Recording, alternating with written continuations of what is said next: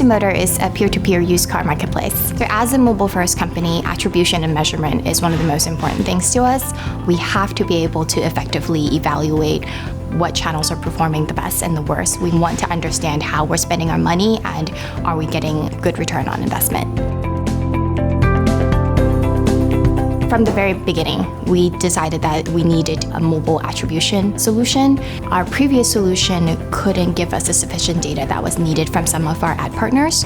So AppsFlyer came highly recommended from a lot of my peers and also from some of our investors. We gave it a try and it's been working out great. It's giving me all the attribution data from all my different campaigns.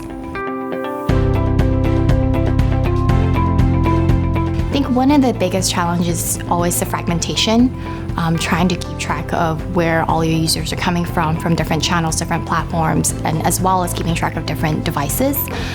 Being able to very clearly see what is happening across the different channels is very important, and it's sometimes could be very difficult. AppsFlyer is helping us understand exactly where we're acquiring our most valuable customers. And AppsFlyer gives us all the tools that we need to be able to see where those users are coming from and how can we optimize and improve and acquire more similar users that way. AppsFlyer is one of the most important tools for the marketing team here at Instamotor.